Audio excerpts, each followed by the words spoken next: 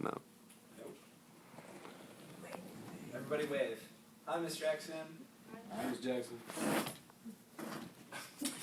That's weird. All right.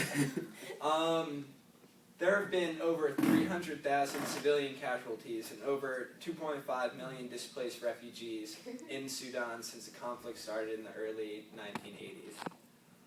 The UN considered the Sudanese conflict a genocide, and during my research I found out many ways that you can help the refugees from this cause from home.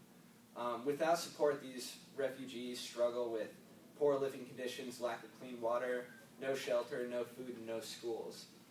There are several groups and organizations that send support to these refugees, and by donating, you can help feed and clothe and shelter the refugees. One of these organizations is called Help Sudan International. It was founded by the Lost Boys of Sudan, who were refugees, and they were relocated in different cities around the United States. The Lost Boys developed this organization to help rebuild schools in southern Sudan.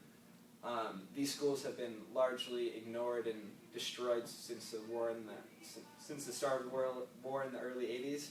And you can go to helpsudaninternational.org, and by donating, you can help hire teachers, help rebuild these schools, and provide school supplies. If you go to their website, $30 will buy school supplies for one student for a year, $100 will provide clean water for 100 people for a year, $1,000 will buy enough cement to build an entire classroom, and $5,000 will buy a brick machine which will create jobs and help build the schools. Another organization that you can donate to is called Refugees International.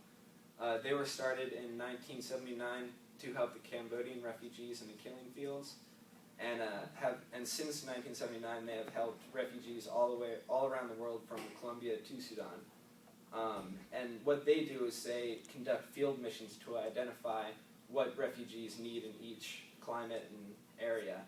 And what they do is they take the research they found in the field and bring it to the UN and other policymakers to help these refugees and displaced people. You can go to their website, and you can choose a lot of different ways to donate to them. And their website is refugiesinternational.org. And another organization which you probably have all heard of is UNICEF.